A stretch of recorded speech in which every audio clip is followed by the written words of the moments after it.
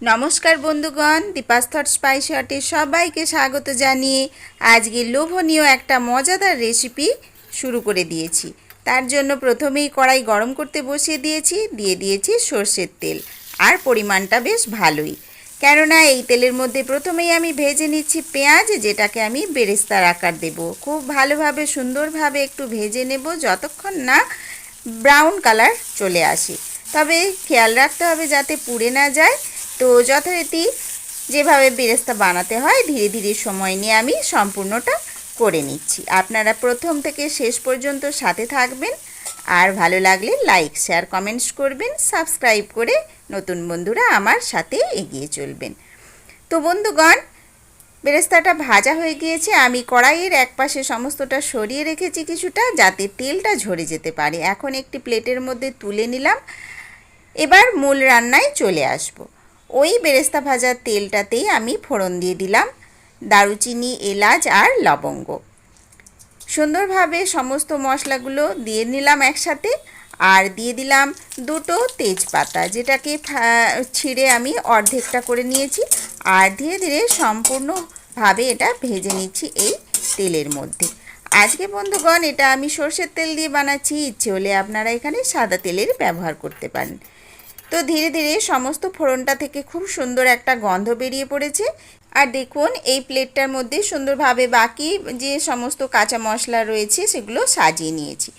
আর আমি এই প্রথমেই দিয়ে দিলাম ওই তেলটাতে, মানে ফোড়নসহ তেলের মধ্যে বেশ খানিকটা গ্রেট করে রাখা রসুন। আজকে রসুনের পরিমাণটা অনেকটাই ছিল বন্ধুরা।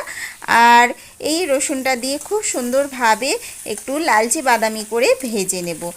ধীরে ধীরে ভেজে নিচ্ছি সময় দিয়ে, আর আঁচটা মাঝারি করে এখন রান্নাটি শুরু করেছি। দেখুন, নাড়াচাড়া করতে করতে রসুনটা খুব সুন্দর গন্ধ উঠে পড়েছে, আর অনেকটাই লালচে ভাব ধরে নিয়েছে। আরও একটু করে নেব, তারপরে পরবর্তী উপকরণ যোগ করব। তো দেখুন, এখন এই অবস্থায় এসেছে রসুনটা। এই সময় আর বেশি লাল করলাম না। এখন পরবর্তী উপকরণ হিসেবে কিছুটা পেঁয়াজ কুচি দিয়ে দিলাম। এই পেঁয়াজের সাথে রসুনটা আরও একবার ভাজা হবে, তাই খুব বেশি লাল করলাম না, যাতে পুড়ে যাওয়ার একটা সম্ভাবনা থাকে। তো পেঁয়াজ দিয়ে এই রসুন কুচি আর এই মশলাগুলো, মানে ফোড়নগুলো একটু ভেজে নিচ্ছি। কিছুটা সময় পেঁয়াজ ভাজারও একটা মিষ্টি গন্ধ বেরোবে, তখন ধীরে ধীরে বাকি উপকরণ দিতে থাকবো। বন্ধুগণ, রেসিপিটি সম্পূর্ণ দেখবেন প্লিজ, আর শেষ পর্যন্ত দেখলে বুঝতে পারবেন কতটা লোভনীয় হয়েছে। তো কথা বলতে বলতে অনেকটাই রান্না এগিয়ে এসেছে। এখন পেঁয়াজটা হালকা একটু গোলাপি গোলাপি ভাব নিয়েছি। এখন আমি দিয়ে দিলাম গ্রেট করে রাখা আদাগুলো, আর আদার পরিমাণটাও খুব বেশি না হলেও খুব কম ছিল না। এখন এই কাঁচা পাকা লঙ্কাটা আমি এইভাবে গোল গোল করে কেটেছিলাম, সেটাও এর মধ্যে যোগ করে দিলাম। দিয়ে সম্পূর্ণটাই একসাথে একটু নাড়িয়ে চাড়িয়ে নিলাম। এখন দেখুন, এখানে রয়েছে থালা চাপা দিয়ে, সেটা কি, সেটা হচ্ছে চিকেনটা আমি খুব সুন্দরভাবে আগে ধুয়ে নিয়েছি, জল ঝরিয়েও নিয়েছি। তারপর প্রয়োজন মতো বেশ খানিকটা লবণ দিয়ে থালা চাপা দিয়ে রেখে দিয়েছিলাম প্রায় 15-20 মিনিট। এখন এই রান্নার সময় এইটাকে আরেকবার মাখিয়ে নিলাম, মানে লবণটা পুরোটা আরেকবার মাখিয়ে নিলাম হাত দিয়ে। এবার দেখুন, একে একে এই চিকেনটা ছেড়ে দেব এর মধ্যে। আমি একসাথে সমস্তটাই দিয়ে দিলাম একত্রে। এই যে দেখুন, সমস্ত চিকেনগুলো, এই মুরগিটা মানে মুরগির মাংসটা আমি ওই মশলার সাথে যোগ করে নিলাম। খুব ভালোভাবে এবার একটু নাড়াচাড়া করে নেব, বেশ কিছুটা সময় নাড়িয়ে নেব। আর আঁচটা এই সময় একটু বাড়িয়ে দেব, কেননা চিকেন থেকে একটা জল বেরোয়। তো আঁচটা কম থাকলে সেই জলটা বেশি করে বেরিয়ে পড়বে, আর আমি সেটা চাই না। সেই কারণে একটু আঁচটা বাড়িয়ে দিলাম, আর বাইরটা বেশ সিল হয়ে যাবে, আর ভেতরে সফট থাকবে, মানে ভেতরে চিকেনের ভেতরে জল জল ভাবটা থাকবে, শুকনো হবে না, আর ওপরটা চটপট করে এঁটে যাবে। তো যথারীতি ওটা হতে থাক ওপরে। আর আমি এখন এখানে একটা পাত্র নিয়েছি, তাতে নিয়েছি বেশ খানিকটা টক দইটা আজকে একটু জলো জলো ভাব ছিল, সেই জন্য সমস্তটাই আমি একসাথে ঢেলে নিয়েছি। আর ওর মধ্যে দিয়ে দিচ্ছি এবার গুঁড়ো মশলা হিসেবে প্রথমে বেশ খানিকটা হলুদ নিয়েছি, হলুদের গুঁড়ো। তারপরে আমি ওর মধ্যে দিয়ে দিলাম একটু জিরে গুঁড়ো, আর এখন আমি এখানে ঝাল লঙ্কার গুঁড়ো নিয়ে নিলাম। এবার এখানে আমি এখন নিচ্ছি লাল লঙ্কার গুঁড়ো, মানে কাশ্মীরি লঙ্কার গুঁড়ো। তো সমস্ত এই মশলাগুলো এখন নিয়ে নিচ্ছি।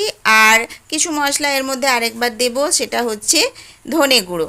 ধনে গুঁড়োর পরিমাণটা যদি কম হয়ে যায় পরে আপনারা একবার যোগ করে নিতে পারেন। আর আমি এখন এই পরিমাণটাই দিচ্ছি, খুব বেশি দিচ্ছি না, পরে আন্দাজ বুঝে আবার একবার যোগ করে নিলেও হবে। এখন আমি দইয়ের মধ্যে এই 1 চামচ করে প্রায় দিয়েছি। এখন চামচ দিয়ে দইয়ের সাথে এই মশলাগুলো ভালোভাবে একটু ঘাটিয়ে মাখিয়ে নিচ্ছি। খুব ভালোভাবে পেস্ট মতো হয়ে যাবে, তারপরে আমি এই মাংসের মধ্যে যোগ করে নেব। তো বন্ধুগণ, এখন আমি কিন্তু এখানে চিনি, লবণ এগুলো আর কিছু যোগ করলাম না, যেহেতু মাংসের মধ্যে আগের থেকেই বেশ খানিকটা লবণ যোগ করা রয়েছে। তো পরে বুঝে আমি সেটা যোগ করে নেব। তো এখন খুব ভালোভাবে আমি ঘেটে ঘেটে এই গোলাটা করে নিচ্ছি, মানে এই টক দইয়ের মধ্যে সমস্ত গুঁড়ো মশলাগুলো দিয়ে খুব ভালোভাবে পেস্ট বানিয়ে নিলাম। আর এপাশে দেখুন রান্নার মধ্যে চলে এলাম, খুন্তি দিয়ে একটু নেড়ে নিলাম। কড়াইয়ের মধ্যে লেগে লেগে প্রায় যাচ্ছিল, আর খুব ভালোভাবে ওপরটা কষা হয়েছে মাংসটা, আর একেবারে ঝরঝরে হয়ে গিয়েছে। এই সময় খুব সুন্দর একটা এই সমস্ত বাটা মশলাগুলোর মধ্যে যে গন্ধ উঠে পড়েছে, মানে পেঁয়াজ, রসুন, আদা এগুলোর থেকে কাঁচা লঙ্কা মাংসের সাথে মিশে খুব ভালো একটা গন্ধ ছেড়েছে। এই অবস্থা এলেই আমি ওই টক দইয়ের মিশ্রণটা ঢেলে দেব, দিয়ে খুব ভালোভাবে খুন্তি দিয়ে একবার নাড়িয়ে মিশিয়ে নিচ্ছি। আজকে বন্ধুরা টক দইটা একটু জলভাব বেশি ছিল বলে আজকে এই টক দইয়ের জলের মধ্যেই চিকেনটা আমি রান্না করব, কেননা আর এমনি কষা কষা সুন্দরভাবে হবে। আর দেখুন আমি ওখানে আঁচের পরিমাণটা একবার দেখিয়ে নিলাম, খুব মৃদু করে দিয়েছি আঁচটা, চিকেনের ভেতর থেকে অনেকটা জল নিজেই বেরিয়ে পড়েছে। এই দইয়ের মিশ্রণ আর এই চিকেনের জলেই ঢেমে আঁচে খুব সুন্দরভাবে মাংসটা রান্না হয়ে যাবে। আর অপূর্ব সুন্দর খেতে হয় বন্ধুগণ, জল যোগ না করেই এইভাবে একবার রান্না করে খাবেন আপনারা, আশা করি খুবই ভালো লাগবে। খুবই লোভনীয় হয়েছিল, মিথ্যে বলছি না বন্ধুরা। নিজে রেঁধে নিজে খেয়ে তারপরেই আপনাদেরকে বলছি এটা খুবই ভালো লাগে আজকের রেসিপিটা যেভাবে বানাচ্ছি, প্লিজ আপনারা বাড়িতে বানিয়ে খাবেন। তো যথারীতি ঢাকনা চাপা দিয়ে দিয়েছি, আর এইভাবে মাংসটা বেশ কিছুটা সময় ধরে সেদ্ধ যতক্ষণ না হচ্ছে সুসেদ্ধ ততক্ষণ রান্না করতে হবে। তো আমি সেই সময়টা দিয়েছি, প্রায় 15-20 মিনিট পরে আবার ঢাকনাটি খুললাম। দেখুন এখন এইরকম পরিস্থিতি এসেছে, মাংস তো দেখেই মনে হচ্ছে খুব সুন্দরভাবে সেদ্ধ হয়েছে, আর কালারটাও দেখুন বন্ধুরা কত সুন্দর রং নিয়েছে। এই পরিস্থিতি আসলেই বন্ধুগণ এখন বেরেস্তাটা যোগ করে নিতে হবে। তো আমি সামান্য একটু তুলে রেখে তারপর সমস্ত পেঁয়াজ ভাজিটা, মানে এই বেরেস্তাটা আমি এর মধ্যে যোগ করে দিলাম। তারপর খুন্তি দিয়ে এবার সুন্দরভাবে ঘেঁটে ঘেঁটে এভাবে মাখিয়ে নিচ্ছি, আর আঁচটা মাঝারি করে দিয়েছি। দেখেছেন বন্ধুগণ, বাকি সমস্ত পেঁয়াজ ভাজাটা আমি দিয়ে দিলাম। তারপর আর কিছু না, এবার খুব ভালোভাবে যাতে মাংসটা আরও সুসিদ্ধ হয় আর এই সমস্ত তেল ঝাল মশলা যা কিছু এর মধ্যে পড়েছে তার স্বাদ এর মধ্যে চলে যেতে পারে, সেই সময়টা দিতে হবে ঢাকা চাপা দিয়ে রান্না করে। তো সব শেষে আমি এখন একটু চিনি যোগ করে নিলাম, আর প্রয়োজন মতো মাঝখানে আমি একটুখানি লবণও দিয়েছিলাম, সেটা আপনাদের বলে দিলাম। এই মুহূর্তে আমি দিয়ে দিলাম ভরে ভরে 1 চামচ পরিমাণ, অবশ্য চামচটা ছোটোই ছিল, তবুও ভর্তি করে বেশ খানিকটা পরিমাণ গরম মশলার গুঁড়ো।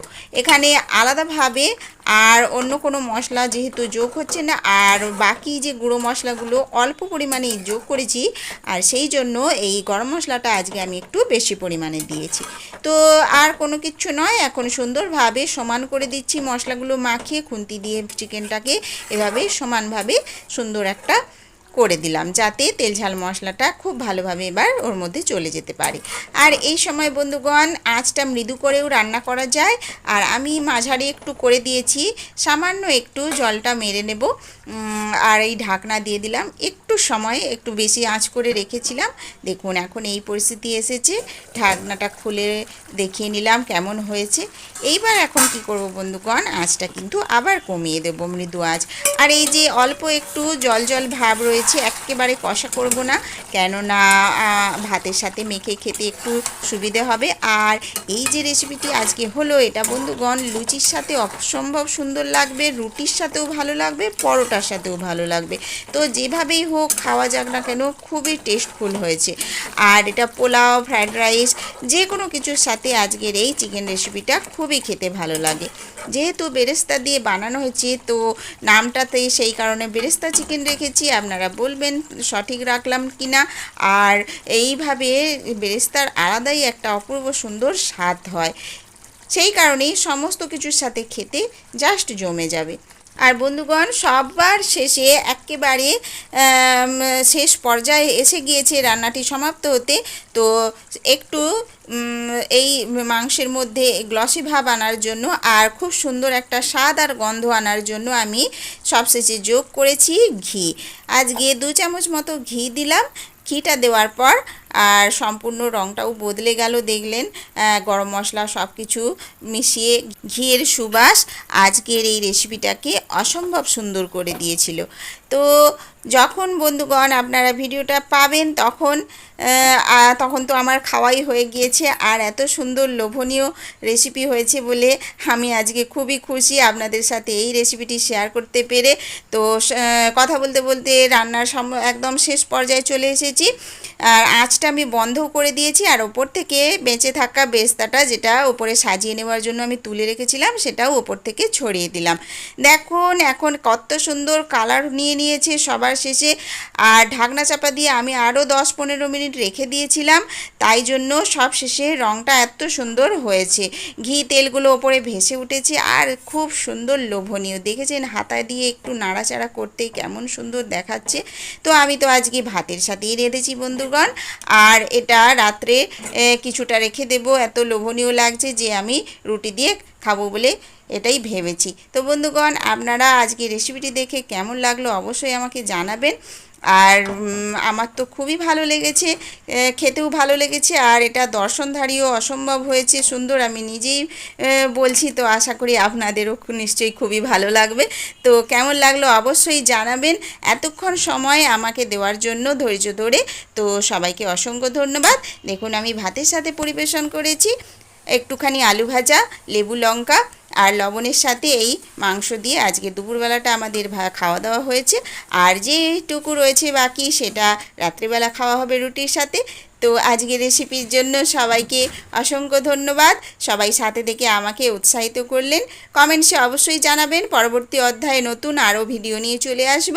সবাইকে অসংখ্য ধন্যবাদ। সবাই ভালো থাকবেন। টাটা।